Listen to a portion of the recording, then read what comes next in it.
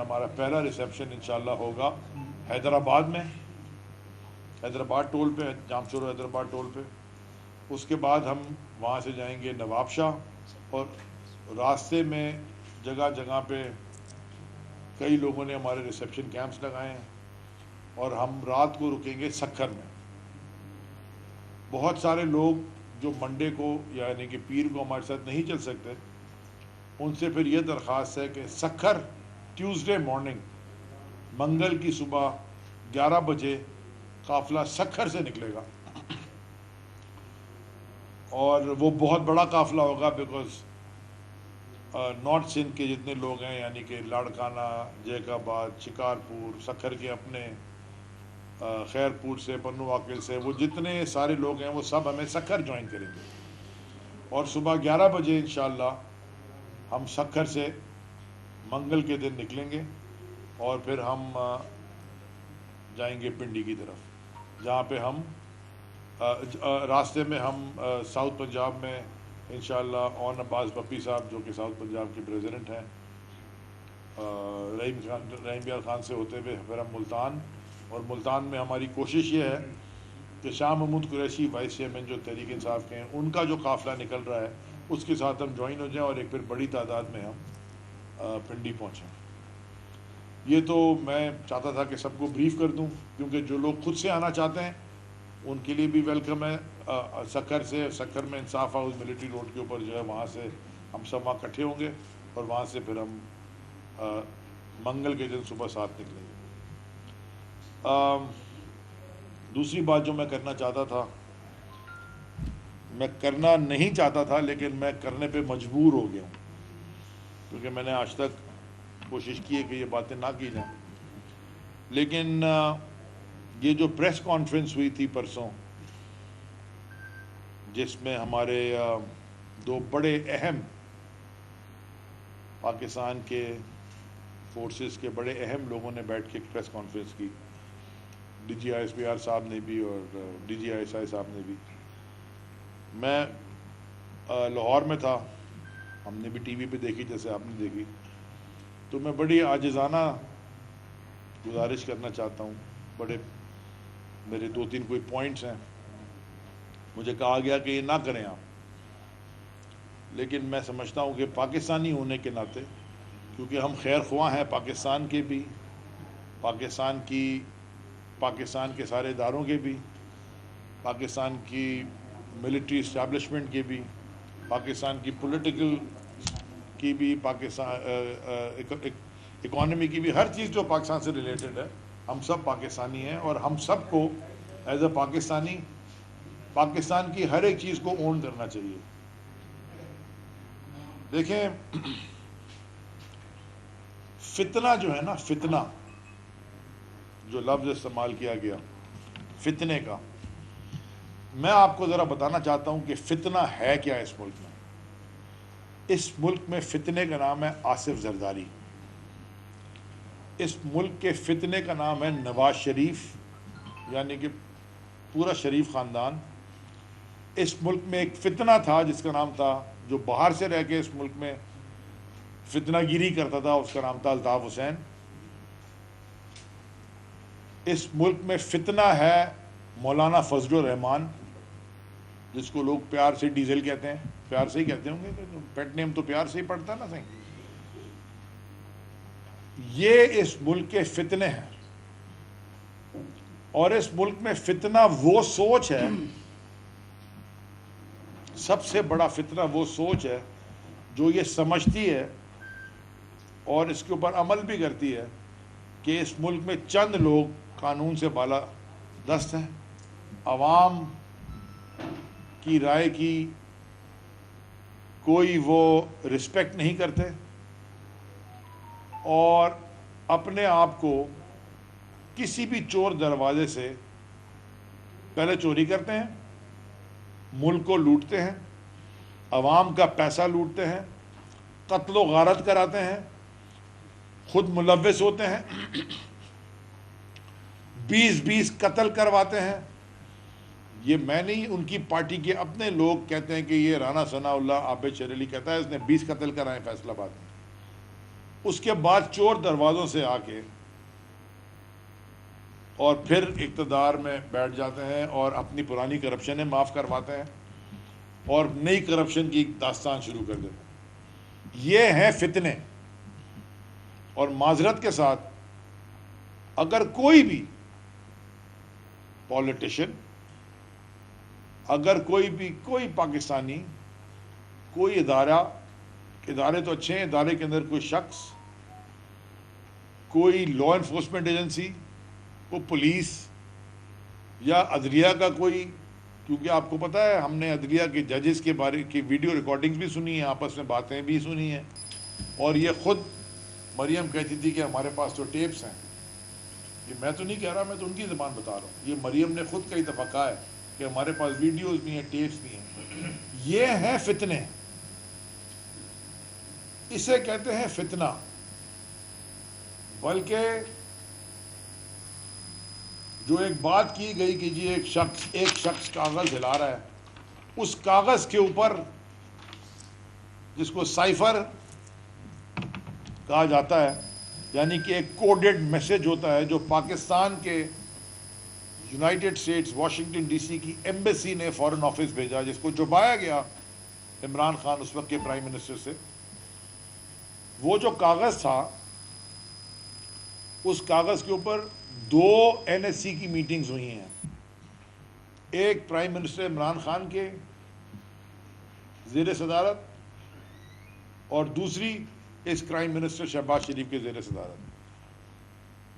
دونوں میٹنگز میں بیرونی مداخلت، بلیٹنٹ فورن انٹرفیئرنس ایکسیپٹ کی گئی،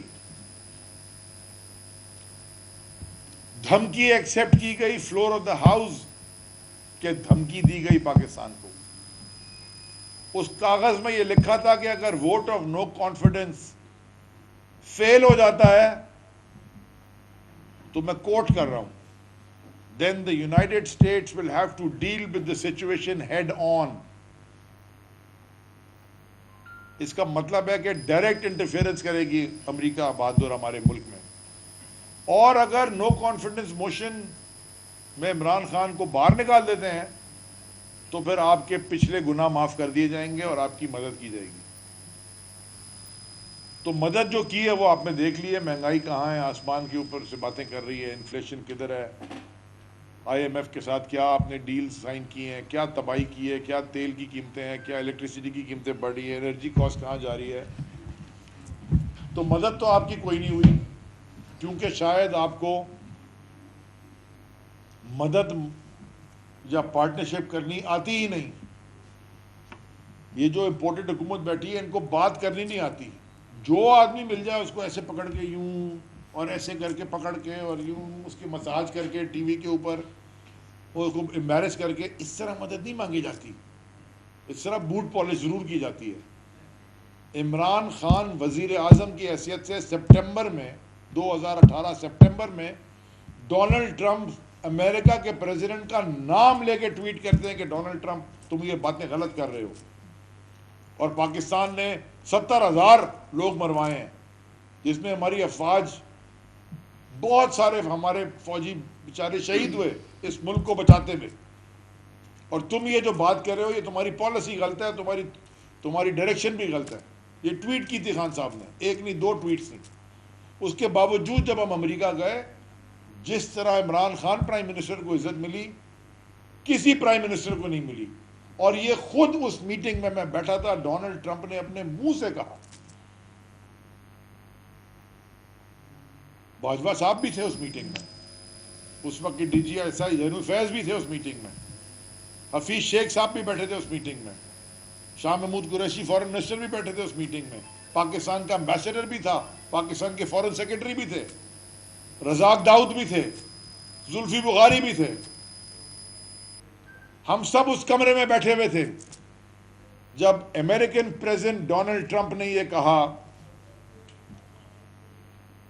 کہ mister prime minister you got A+ welcome.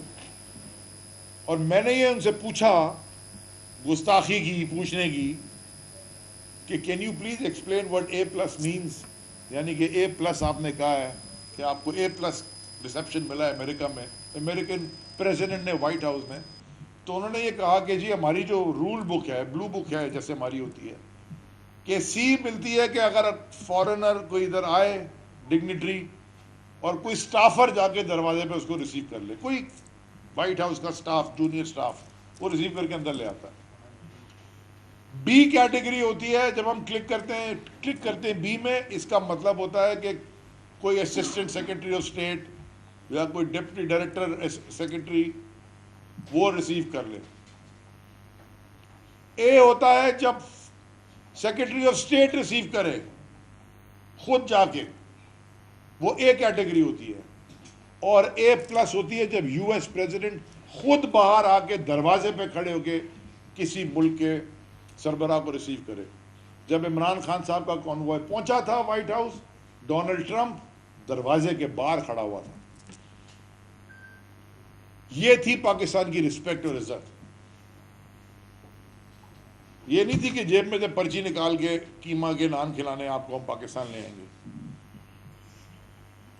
وہاں تھا پاکستان، اور وہاں سے جو پاکستان گرا ہے، جو پچھلے 7 مہینے میں مالشیں کر رہے ہو کھڑے ہو گئے کبھی وہ، اور ایک پرائم منسٹر یونائٹڈ نیشنز کے سیکرٹری جنرل کو کھڑے ہو کے کہہ رہا ہے پریس کانفرنس میں کہ جو پیسے آپ ہمیں دے رہے ہیں میں آپ کو ضمانت دیتا ہوں کہ وہ غلط خرچ نہیں ہوں گے۔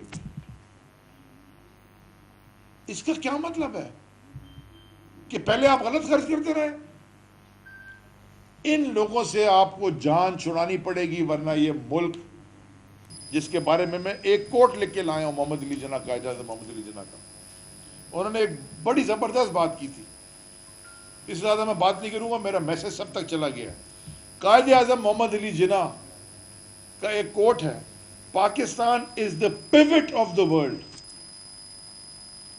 placed on a frontier on which the future position of the world revolves۔ یعنی کہ پاکستان وہ دنیا کا حصہ ہے، وہ پیوٹ ہے، ایسی جگہ پلیسڈ ہے، 50-70 سال پہلے جناح صاحب نے کہا تھا، 75 سال پہلے، کہ ایک وقت آئے گا کہ دنیا پاکستان کے طرف ریوالو کرے گی۔ یہ دنیا پاکستان کے طرف ریوالو کر سکتی ہے، کرتی بھی ہے۔ مجھے افسوس سے کہنا پڑتا ہے کہ جو ہمارے حاکم رہے ہیں، چاہے پولیٹیکل لیڈرشپ رہی ہو، چاہے ملٹری لیڈرشپ رہی ہو، بھول نہ جائیں کہ ہم مارشل لاء میں 11 سال ضیاء الحق کے بھی کاٹے اور 9 سال جنرل مشرف کے بھی کاٹے۔ یہ تو وہ ہے جو میں نے اپنی زندگی میں دیکھے 20 سال۔ ایوب خان اس سے پہلے کاٹے، یحییٰ خان نے بھی دیکھا، یعنی کہ ہم تو اس وقت 2 سال کے تھے، میں نہیں پتا کیا ہوا، لیکن بھٹو صاحب بھی جب الیکشن لڑ کے جیت کے آئے تھے مارشل لاء ایڈمنسٹریٹر لگے تھے۔ یہ جمہوری حکومتیں جو اس کے بیچ میں آئی ہیں، انہوں نے کوئی پاکستان پہ احسان نہیں کیا، انہوں نے اپنے بینک بیلنس بھرے ہیں۔ یہ دونوں ایک دوسرے کو کرپشن پہ فارغ کرواتے رہے ہیں، یہ ہم نے خود دیکھا ہے بڑے ہوتے ہوئے اپنی آنکھوں سے۔ اور جو 3.5 سال اس ملک میں عمران خان کی حکومت رہی، دنیا بھر سے پاکستانیاں آ رہے تھے۔ میں آج اپنی بیٹی کے وہ پیرنٹ ٹیچر میٹنگ میں بتانا چاہتا ہوں، یہ اسکول گیا پیرنٹ ٹیچر میٹنگ، جو آپ یقین کریں کہ وہاں مجھے اتنے لوگ ملے جو یہ کہتے تھے کہ ہم اب یہ سوچ رہے ہیں، اور یہ پڑھے لکھے لوگ ہیں، کوئی کہ ہم پاکستان سے ہجرت کر جائیں، کوئی کینیڈا کی باتیں کر رہا ہے، کوئی کہتا ہے جی میرا وہ بھائی کے پاس انگلینڈ کا پاسپورٹ ہے، کوئی کہتا ہے کوئی میرا US گرین کارڈ اپلائی کر رہا ہوں، کوئی کہتا ہے میں کہیں نہیں جا سکتا تو میں دبئی جا رہا ہوں۔ اس ملک میں برین ڈرین ہو رہا ہے۔ یہ اندھے لوگ نہیں رہتے اس ملک میں، وہ دیکھ رہے ہیں کیا تماشا ہے، وہ دیکھ رہے ہیں کہ کس طرح حکومت وقت ٹی وی کے اوپر بیٹھ کے پاکستان کے نامور صحافی ارشد شریف کے شہید کے اوپر جھوٹ بولتی ہے، اور بناتی کس کو ہے؟ انویسٹیگیشن کے لیے رانا ثناء اللہ، لیکس میں انویسٹیگیشن کون کر رہا ہے؟ رانا ثناء اللہ۔ کو پاگل لوگ ہیں ہم کو بے وقوف ہیں۔ ہمیں نظر نہیں آ رہا کہ تم کیا کر رہے ہو؟ 15 سال سے اس صوبے میں جس نے حکومت کی ہے، میں آپ سے پوچھتا ہوں جو یہاں بیٹھے ہیں میرے ساتھ، کیا آپ اپنے کسی خاندان والے کو کراچی جیسے شہر کے کسی سرکاری اسپتال میں لے جانا پسند کرو گے؟ کیا آپ اپنے بچوں کو کسی سرکاری اسکول میں ڈالنا پسند کرو گے؟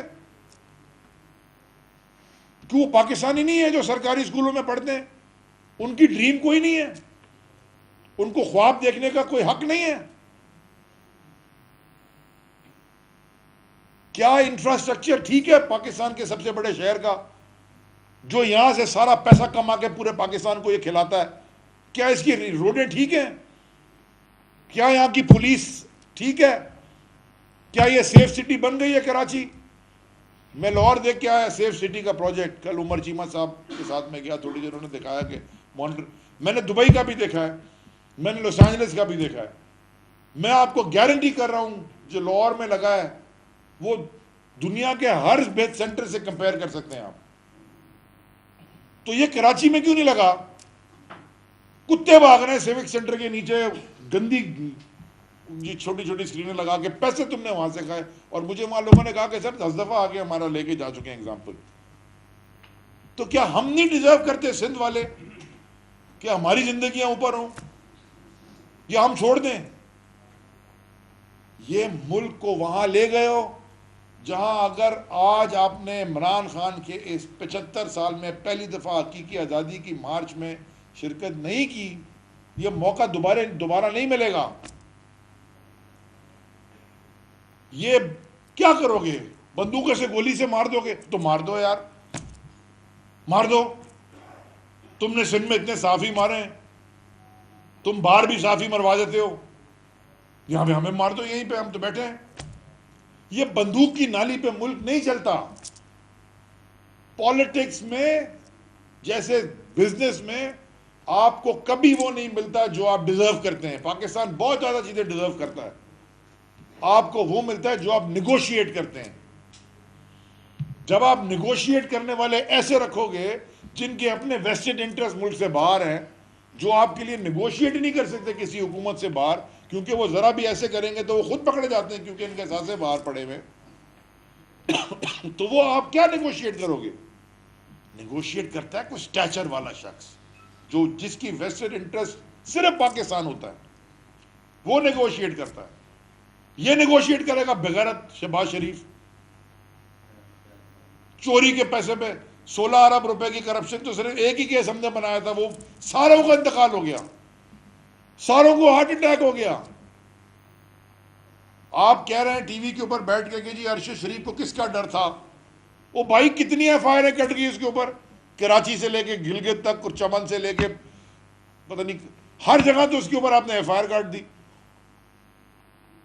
میں رابطے میں تھا ارشد شریف سے، میں ملا دبئی میں ارشد شریف سے، میں عاشورے سے واپسی میں دبئی ایک دن کے لیے میں ملا ارشد شریف سے، 5-6 گھنٹے میں نے ساتھ گزارے، بالکل اگست میں وہ نئے نئے گئے تھے دبئی یہاں سے نکل کے، مجھے انہوں نے بتایا کہ ان کو تھریٹس آ رہے ہیں۔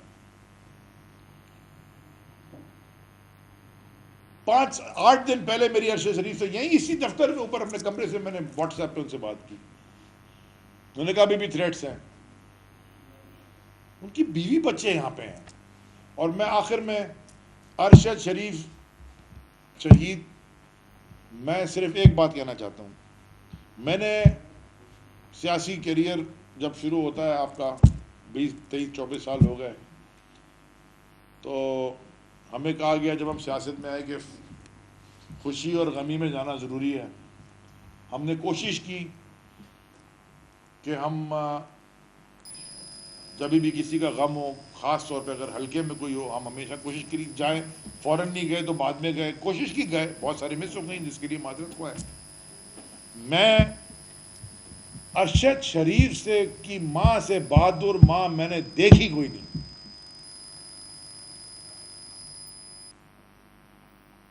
ہاتھ پکڑ کے انہوں نے کہا مجھے بیٹا میرے بیٹے کا خون رائے گاں مت جانے دینا، اس ملک کو کی تقدیر بدلنا، اگر میں لانگ مارچ میں چل سکی جتنی چل سکوں گی میں بھی تمہارے ساتھ چلوں گی۔ عمران خان کو میرا پیغام دوبارہ دے دینا، ڈری نہیں وہ ماں، اور اس وقت سے ڈریں کہ وہ ماں کسی دن ٹی وی کے آگے بیٹھ کے ایسی پریس کانفرنس کر دے. اس وقت سے ڈرو. ہم صبح نکلیں گے منڈے کو, ہم پیسفل لوگ ہیں, ہمارے ساتھ خواتین, بچے, بزرگ, ہماری پارٹی کے لوگ, کراچی کے شہری, بہت سارے لوگ نکلیں گے. ہم بڑے آرام سے, سکون سے سندھ سے نکل کے پنجاب میں جائیں گے. ہماری آپ سے گزارش ہے کہ آپ ہمارا راستہ روکنے کی کوشش مت کیجیے گا. ہم پرامن ہیں, ہم پرامن رہیں گے. ہم آپ کے صوبے سے پنجاب جا رہے ہیں, ہم یہاں کچھ نہیں کر رہے. ہم یہ بھی بند کر سکتے ہیں اگر چاہیں تو. ہمارے کراچی کے پریزیڈنٹ بلال غفار جو کہ ایک سٹنگ ایم پی ہے, اس پہ اٹیک ہوا. ہم نے ہنگامہ آرائی نہیں کی, ہم نے قانونی راستہ اختیار کیا.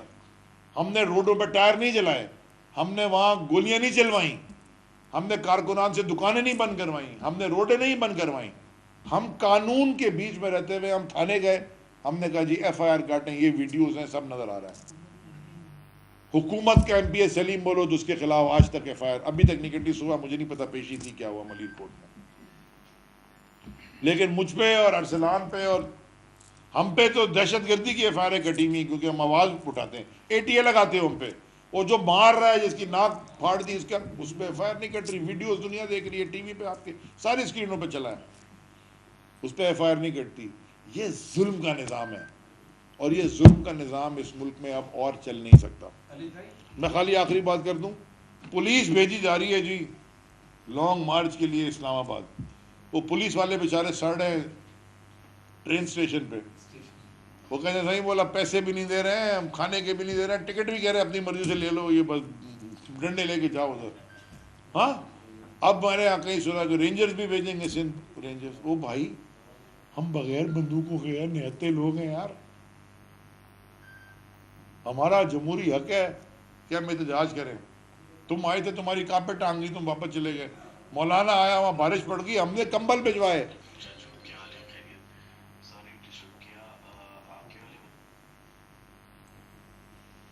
چاچو کا فون آ گیا.